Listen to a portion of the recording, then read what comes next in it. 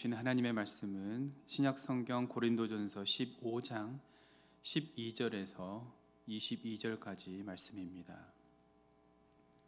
고린도전서 15장 12절에서 22절까지 말씀을 우리 함께 봉독하겠습니다. 그리스도께서 죽은 자 가운데서 다시 살아나셨다 전파되었거늘 너희 중에서 어떤 사람들은 어찌하여 죽은 자 가운데서 부활이 없다 하느냐. 만일 죽은 자의 부활이 없으면 그리스도도 다시 살아나지 못하셨으리라. 그리스도께서 만일 다시 살아나지 못하셨으면 우리가 전파하는 것도 헛것이요 또 너희 믿음도 헛것이며 또 우리가 하나님의 거짓 증인으로 발견되리니 우리가 하나님이 그리스도를 다시 살리셨다고 증언하였음이라. 만일 죽은 자가 다시 살아나는 일이 없으면 하나님이 그리스도를 다시 살리지 아니하셨으리라.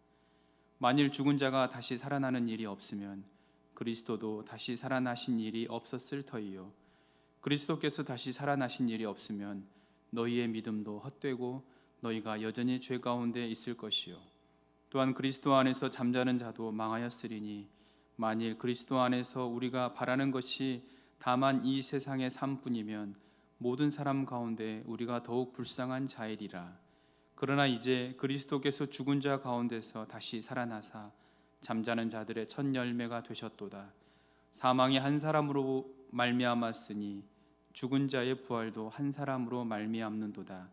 아담 안에서 모든 사람이 죽은 것 같이 그리스도 안에서 모든 사람이 삶을 얻으리라. 아멘.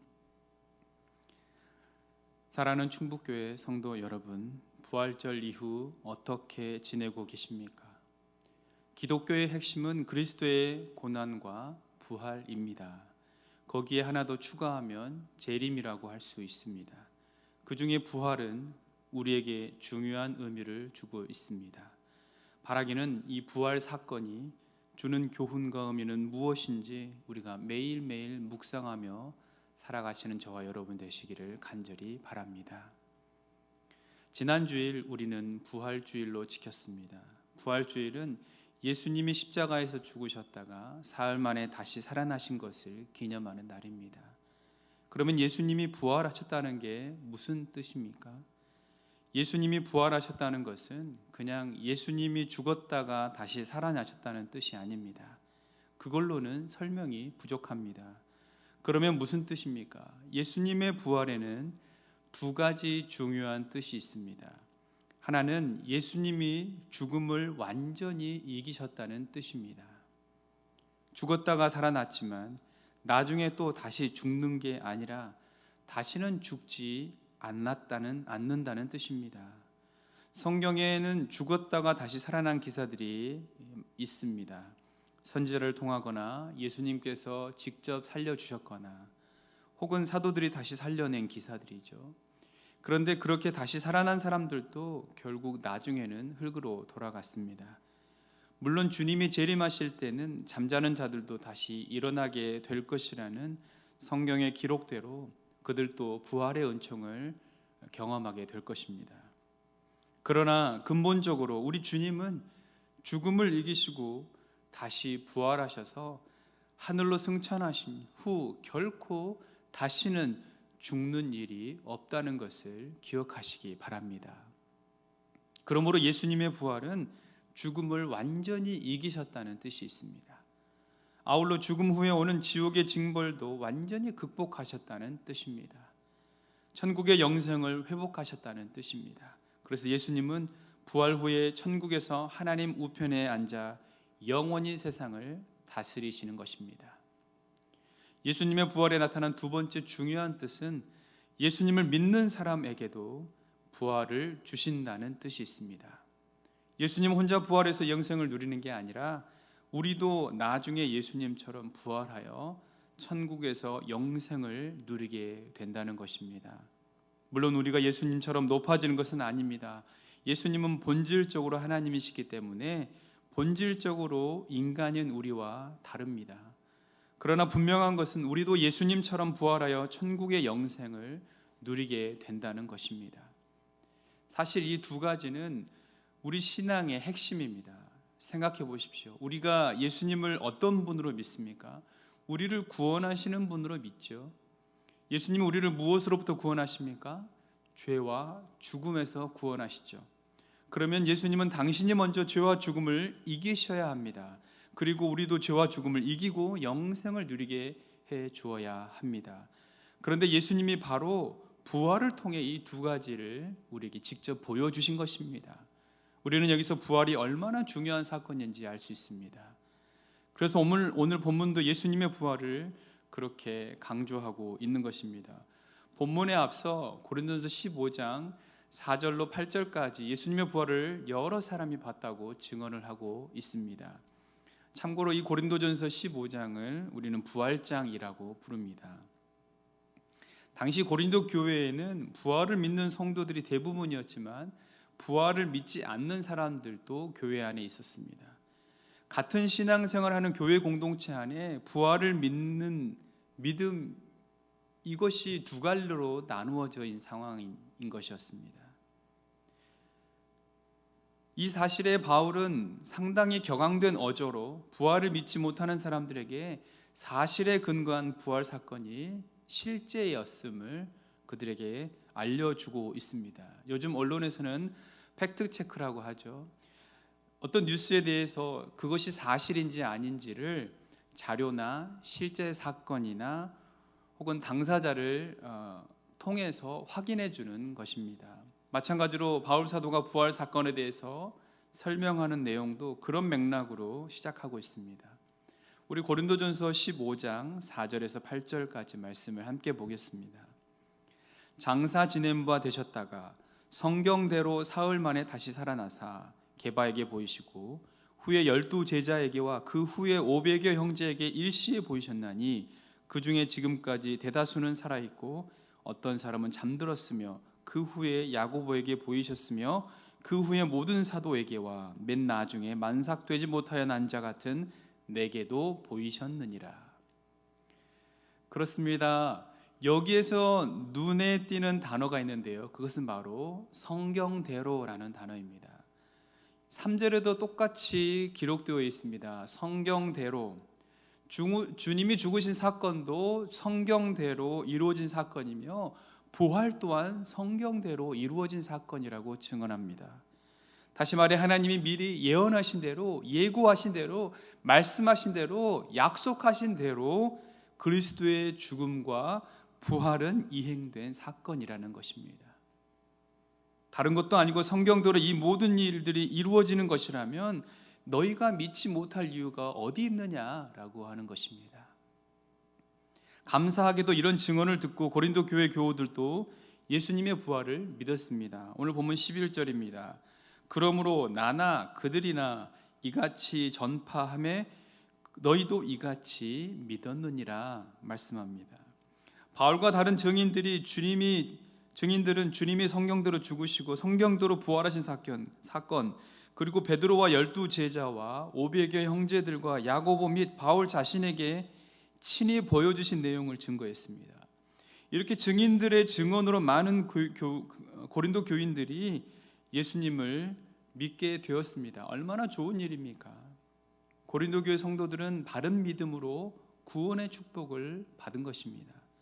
그러나 문제가 있었습니다.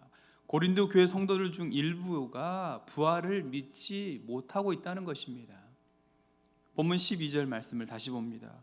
그리스도께서 죽은 자 가운데서 다시 살아나셨다 전파되었거늘 너희 중에서 어떤 사람들은 어찌하여 죽은 자 가운데서 부활이 없다 하느냐. 여러분, 잠시 저와 여러분이 당시 바울의 입장에 한번 되어볼까요? 여러분이 바울이었다면 어떤 마음이 드시겠습니까? 여러 가지 마음이 들겠죠. 아니 왜? 어떻게 부활이 이 실제 사건인데, 실제로 본 증인들이 이렇게나 많은데 왜 못 믿어? 화도 나고 마치 고구마를 100개 먹은 것 같은 답답한 마음도 들 수 있을 것입니다. 다른 분들은 유감스러워서 더 이상 말하기 싫어하는 분들도 있을 줄 압니다. 또 다른 사람은 그래 너희들 믿음이니 너희들 알아서 믿든지 말든지 너희들 지옥 가도 나 책임 안 진다, 이런 생각이 드는 분들도 있을 것입니다. 그렇다면 바울은 부활을 믿지 않는 사람들을 바라보면 어떤 마음이었을까요? 본문에는 바울의 심정을 직접적으로 표현한 구절은 없지만 이 말씀에서 느낄 수 있는 바울의 그 마음은 분명 안타까워하는 마음이었을 것입니다. 왜냐하면 부활신앙에 대하여 고린도 교우들에게 아주 상세하고 아주 자세하고 정말 사실에 근거해서 설명을 하고 있기 때문입니다. 그들에게 간절히 호소하며 이야기하고 있는 것입니다. 그런데 왜 이 사람들은 부활을 믿지 않았을까요? 여기서 부활의 중요한 특징을 우리는 두 가지 알아야 합니다. 첫째, 부활은 영혼만 살아남는 게 아니라 몸으로 다시 살아나는 것입니다. 둘째, 부활했다가 다시 죽는 게 아니라 부활한 후에는 영생을 누리는 것입니다. 그런데 이 세상에는 영생을 누릴 수 없기 때문에 영생은 내세에서 누리는 것입니다. 그러니까 몸이 부활하고 내세에서 영생을 누려야 진짜 부활인 것입니다. 그러니까 일부 성도들이 부활을 믿지 못한 것은 몸의 부활을 믿지 못했거나 내세를 믿지 못했기 때문이라고 할 수 있습니다. 어떤 성도들은 내세에 관심이 없었습니다. 현세에서 행복하고 바르게 사는 것이 중요하지 내세가 무엇이 중요하냐는 것입니다. 이렇게 내세를 부인하면 부활이 필요 없는 것이죠. 그래서 부활을 그들은 부인하게 되는 것입니다. 다음으로 어떤 사람은 내세를 인정하면서도 내세는 영혼만 가는 곳이라고 생각했습니다. 이렇게 되면 몸의 부활이 필요가 없게 되는 것입니다. 그래서 부활을 그들은 부인한 것이에요. 두 가지 모두 몸과 영혼을 분리해서 생각한 것입니다. 그러나 이것은 지극히 잘못된 믿음입니다. 우선 내세가 없다면 영생이 없습니다. 이 세상에서 영원히 사는 사람이 어디 있겠습니까? 그리고 영생을 부인하는 것은 하나님의 구원을 부인하는 것입니다. 그러니까 내세를 부인하는 것은 신앙이 아닌 것이에요. 내세를 부인하며 현세만 잘 살게 해주는 것은 이 세상의 교육이지 사람을 구원하는 신앙이 결코 아닙니다. 내세를 믿지 않는 교회는 사람을 구원하는 방조가 될 수 없습니다. 오직 내세와 영생을 믿는 교회만 진정한 교회, 신앙 공동체이고 사람을 구원하는 방주가 될 수 있습니다. 그리고 내세를 믿는다고 해도 부활을 부인하면 말할 수 없이 심각한 잘못입니다. 생각해 보십시오. 죽은 사람의 부활이 없다면 예수님도 부활하지 않으셨을 것입니다. 예수님의 몸이 부활하지 않았다면 예수님은 죽음을 완전히 해결하지 못한 분이 됩니다. 여러분, 죽음이 뭡니까? 죽음은 사람의 영혼과 몸이 분리되는 것입니다. 죽음은 영혼이 몸에서 나가고 몸은 흙으로 돌아가는 것입니다. 우리도 죽으면 이렇게 됩니다. 그런데 예수님도 죽어서 몸이 부활하지 않고 그 몸이 흙으로 돌아갔다면 죽음을 해결하지 못한 것 아닙니까? 죽음을 해결하지 못했다는 것은 죄도 해결하지 못했다는 뜻입니다. 죽음은 죄의 결과이기 때문입니다. 그러니까 예수님이 죽음을 해결하지 못했다면 예수님은 우리 죄를 용서하지 못한 것이 됩니다. 그러면 우리는 여전히 죄 가운데 있게 되는 것입니다. 그래서 오늘 본문 17절이 이것을 가르쳐 주고 있습니다. 그리스도께서 다시 살아나신 일이 없으면 너희의 믿음도 헛되고 너희가 여전히 죄 가운데 있을 것이요. 이렇게 예수님의 부활이 없으면 십자가에 죄 용서도 없는 것입니다. 그러니까 예수님의 부활을 믿지 않는 것은 십자가의 죄 용서를 믿지 않는 것입니다. 결국 예수님의 부활을 믿지 않으면 죄를 용서받을 수 없고 구원을 받을 수 없고 부활과 영생을 받을 수 없는 것입니다. 그런데 오늘날도 예수님의 부활을 믿지 못하는 성도들이 많습니다. 왜 그럴까요? 고린도 교회 일부 성도들이 믿지 못한 것과 비슷한 이유 때문일 것입니다. 그 첫 번째로 고린도 교회 성도들처럼 내세에 관심이 없기 때문에 부활을 믿지 않는 사람들이 있습니다. 이들은 현세의 삶을 선하게 만들어주는 게 종교의 목적이라고 생각합니다. 그러나 여러분, 그렇지 않습니다. 우리의 구원은 절대 이 세상에서 남보다 더 좋은 사람이 되는 게 아닙니다. 세상에서 아무리 선한 사람도 악한 사람과 50보 100보라는 겁니다. 여러분 50보 100보라는 말 아시죠? 전쟁에서 한 병사가 겁을 먹고 도망갔습니다. 한 50보쯤 도망갔는데 앞을 보니까 자기보다 100보 앞서 도망간 병사가 있다라는 것입니다. 그러면 50보 도망간 사람이 100보 도망간 사람 보고 너 비겁한 사람이야 라고 욕할 수 있습니까? 50보 도망간 사람이나 100보 도망간 사람이나 본질적으로 같기 때문입니다. 이와 마찬가지로 우리는 세상에서 선을 좀 더 행하거나 덜 행하거나 본질적으로는 똑같다는 겁니다. 우리 마음에는 악이 가득하기 때문입니다. 우리는 다 부족한 존재들입니다. 우리가 아무리 애써도 이 세상에는 진정으로 선한 사람이 될 수 없습니다. 이 세상에서 진정으로 선한 사람이 될 수 없습니다. 평생 자신의 인생을 불태우며 인도의 가난한 뒷골목에서 버려진 아이들과 함께 생활하면서 평생을 함께한 그들을 돌봤던 테레사 수녀도 하나님이 계신지 확신이 안 될 때는 견딜 수 없이 괴로웠다고 고백했습니다. 우리는 하나님의 용서를 받고 하나님이 주시는 영생을 얻어야 진짜 행복을 얻는 것입니다. 우리의 구원은 이 세상에서 선하게 사는 것이 아니라 이 세상과는 질적으로 다른 하나님의 나라에서 영생을 누리는 것입니다. 이런 영생의 길은 부활을 통해서만 주어지는 것입니다. 부활만이 죄와 죽음을 해결할 수 있기 때문입니다. 그래서 우리는 예수님의 부활을 믿어야 하는 것입니다. 부활을 믿지 못하는 두 번째 이유는 내세를 믿고 바라면서도 예수님의 부활을 믿지 못하는 경우가 있습니다. 왜 그럴까요? 부활을 단순히 죽은 사람만 살아나는 것이라고, 죽은 사람이 살아나는 것이라고만 생각하기 때문입니다. 부활을 이렇게 보면 과학적으로만 판단하게 됩니다. 과학적으로만 보면 부활이 비과학적으로 보이기 때문에 믿기 어려워지는 것입니다. 그러나 여러분, 부활을 한 사람이 죽었다가 살아난 사건으로, 부활을 한 사람이 죽었다가 살아난 사건으로 생각하지 마시고 하나님이 죽음의 문제를 해결해 준 사건으로 생각해 보십시오. 부활은 하나님이 우리에게 내세와 영생을 주신다면 당연히 있어야 하는 사건입니다. 과학적으로 죽은 사람이 살아날 수 있느냐 없느냐의 문제로 생각하지 말고 하나님이 우리에게 영생을 주시느냐 주시지 않느냐의 문제로 생각하십시오. 하나님이 영생을 주신다면 부활은 일어날 수밖에 없는 일입니다. 그러니까 우리가 영생을 바라고 믿는다면 저절로 부활을 믿게 되는 것입니다. 여러분 태백에 가보셨습니까? 저는 친척이 그곳에 살고 있어서 가끔 방문하고 있습니다. 그런데 이 태백에는 유명한 연못이 있습니다. 황지라는 연못인데요. 이 황지 연못은 태백 시내 번화가 중심에 있는 연못인데요.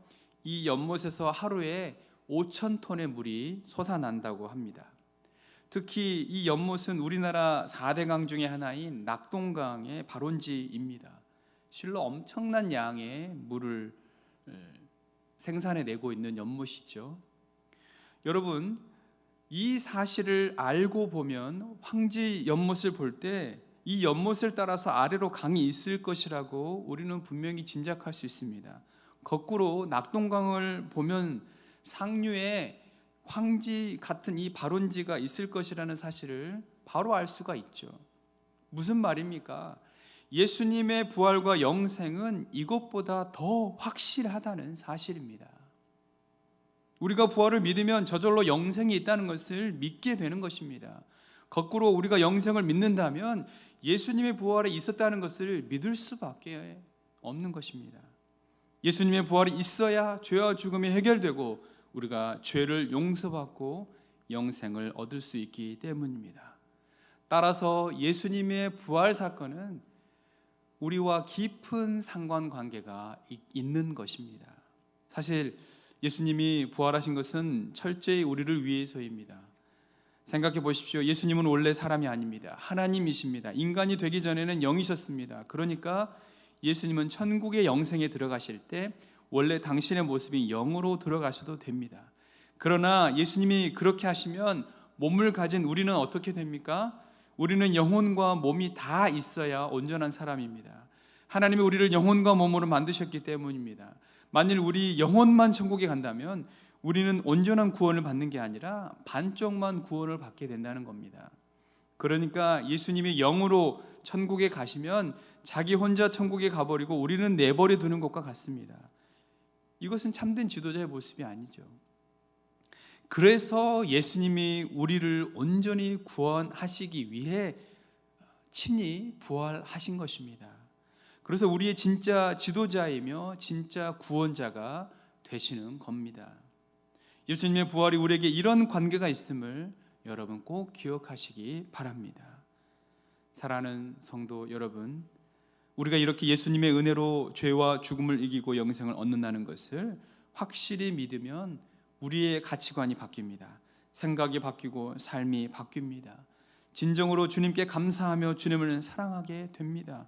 세상 것에 연연하지 않고 주님을 위해 마음과 뜻과 정성을 다해 순종하고 헌신하게 되는 줄 믿습니다.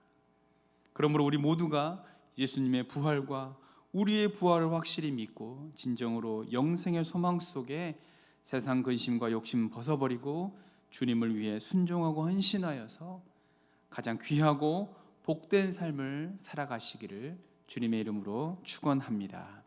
기도하겠습니다. 부활의 주님, 죄로 가득한 이 땅에 성육신하시고 십자가의 고난을 몸소 체득하심으로 완전히 죽음을 경험하셨지만 사흘 만에 다시 살아나심으로 우리에게 완전한 부활이 있음을 친히 보여주셔서 감사합니다. 이러한 사실을 확신하며 부활의 신앙으로 살아가는 모든 성도들에게 영생의 귀한 복을 허락하여 주신 주님을 찬양합니다. 이제 예수 그리스도의 부활이 우리와 직접적인 상관관계가 있음을 알고 세상 모든 사람들에게 이러한 사실을 증거하며 살아가는 우리 모두가 되게 하여 주옵소서.